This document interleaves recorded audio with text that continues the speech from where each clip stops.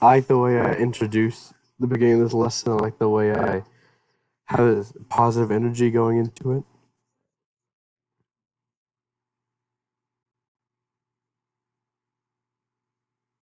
I wish I would have been smarter about how to start after the greeting.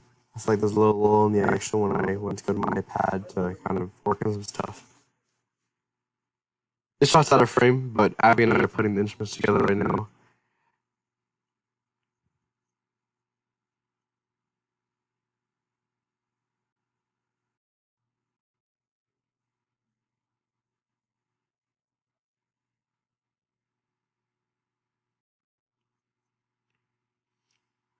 I remember during the lesson I was a little frantic here.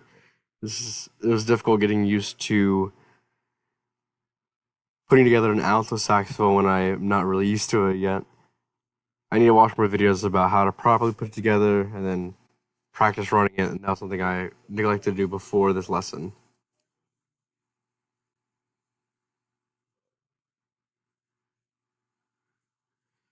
I did do a really good job of making sure the reed was on the mouthpiece first. I did a good job of helping her step by step set that up too.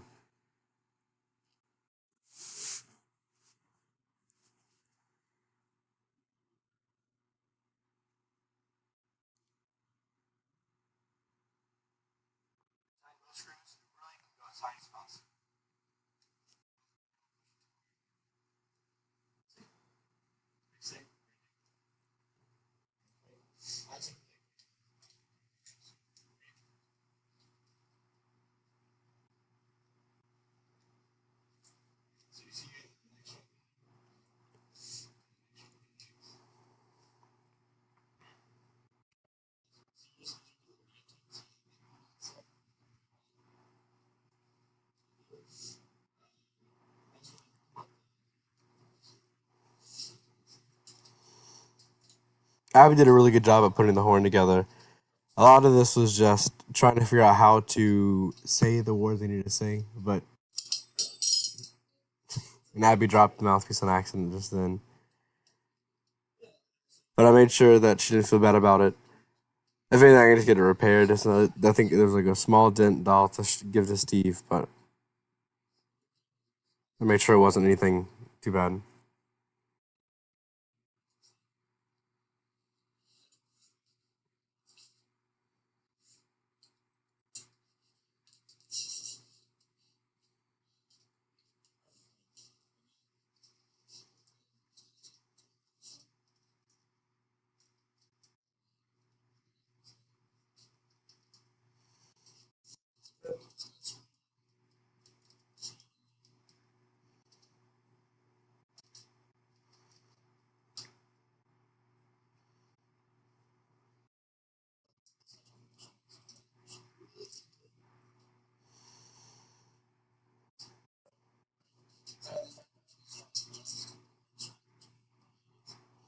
I learned this in the pedagogy video. This next part where I talk about how the neck strap should be adjusted to where the mouthpiece falls right, right in the lips, right in the embouchure. Before watching the video, I remember playing tenor sax, and I remember leaning in too much whenever I was in high school. So I'm glad that I watched that video because it helped me realize, oh, I need to make it a little higher.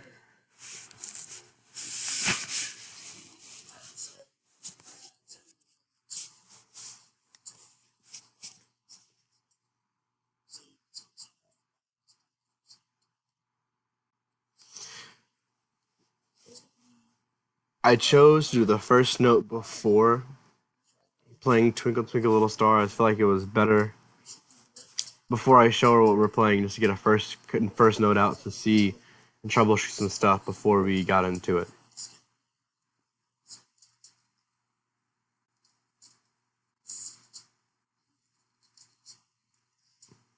Also, I noticed that the saxophone I was using had an extra white key. So whenever I saw Abby's saxophone, I realized that it was a little different. But I figured it out.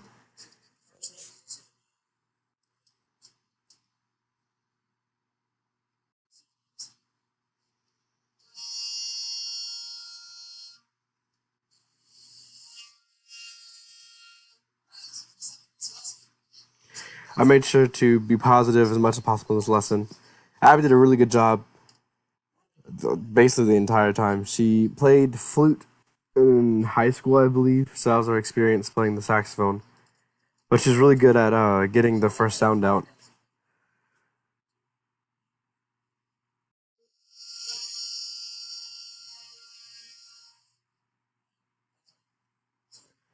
Here I'm trying to figure out because I told her to do me for 4 beats and then Abby for 4 beats, but I don't think I communicated very well. Right here, I try.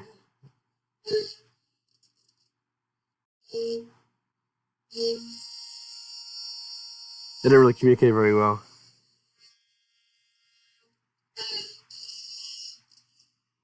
So in this part of the video, the F sharp key decided to break, so the F sharp pad was kind of messed up. So I was trying to help her with air halta to try and kind of hide the fact that I was messing up, so I can try and buy some time to fix my own saxophone. It didn't really matter. At the end of the day, she still figured out how to learn the sax. But I did realize that there's just an F sharp pad that was broken on the alto sax.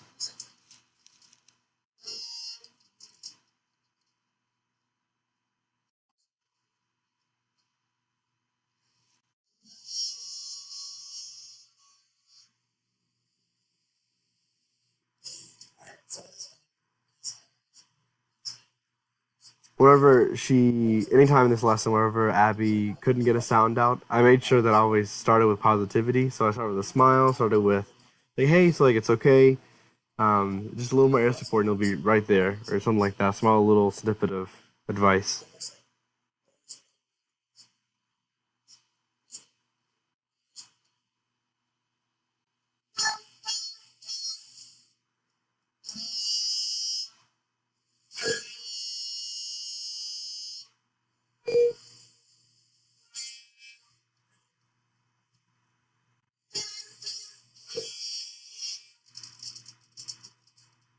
So in this part of the lesson, I started looking at the horn, trying to figure it out.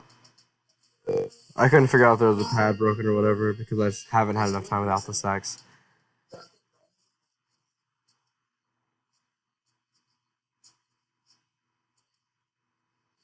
Just troubleshooting a little bit. Some of the stuff I learned in some of the alto sax pedagogy videos from the textbook.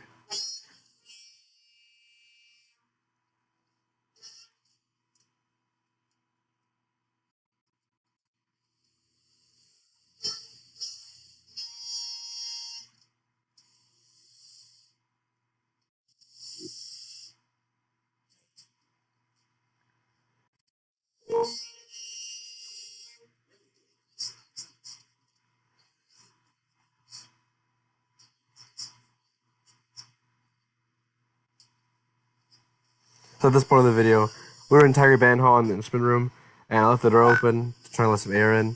But then I think it was Mark Bonner started playing the piano, so I had to close the door.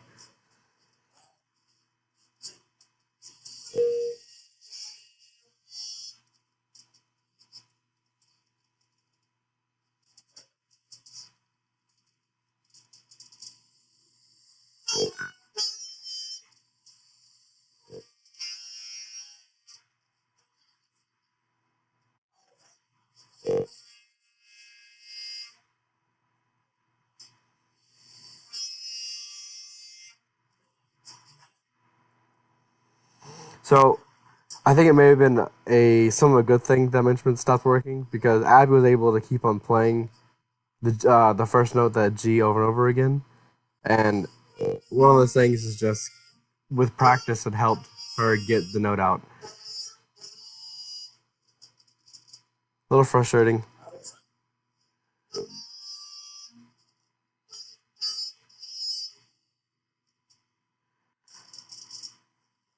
I got a little frustrated. It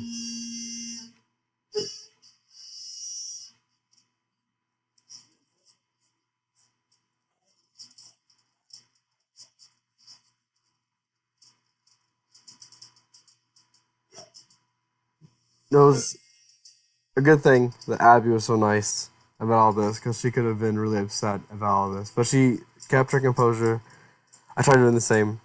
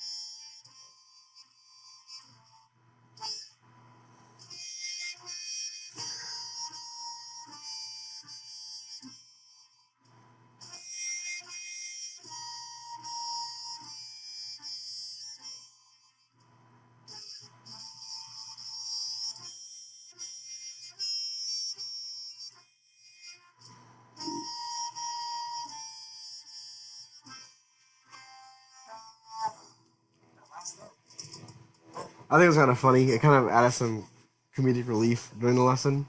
But I do very much wish that the key was working properly. But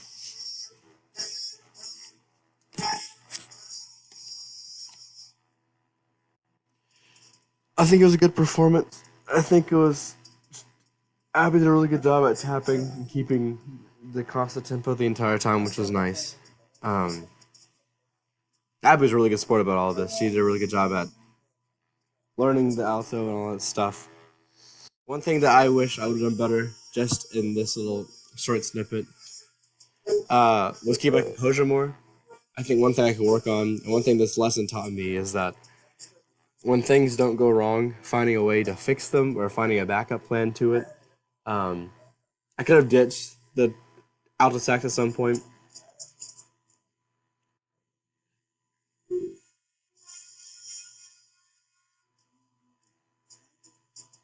Just sang instead. That's one way I could have fixed it.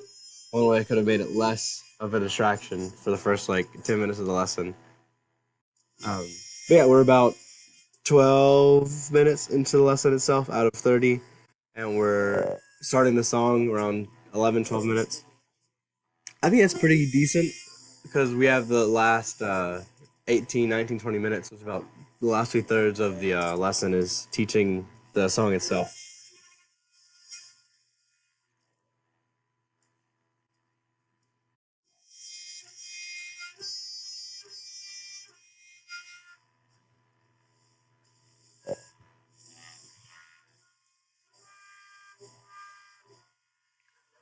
So I noticed that Abby was having a little bit of trouble with getting the higher notes out, the D and the C. No, sorry,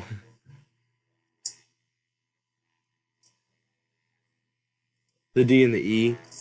So I noticed that, and then so that was one thing we were working on was trying to get the embouchure set and the throat relaxed to be able to hit the higher.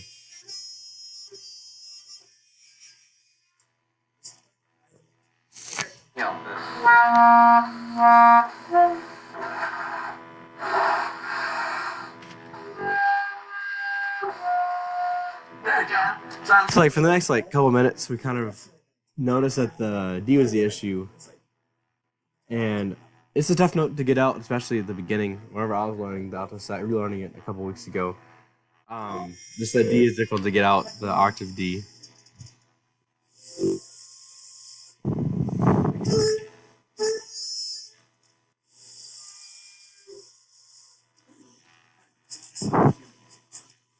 I noticed there's a little bit of rasp in her D. In her D, I realized there's a little rasp in it, but I didn't want to focus all the effort in the lesson on that, so I decided to keep moving with the song. And over time, it actually ended up getting fixed on its own, which I kind of thought it would whenever it was happening. But yeah, I think this lesson went pretty well. I think there were some instrument issues that caused some delay, but it went pretty well overall.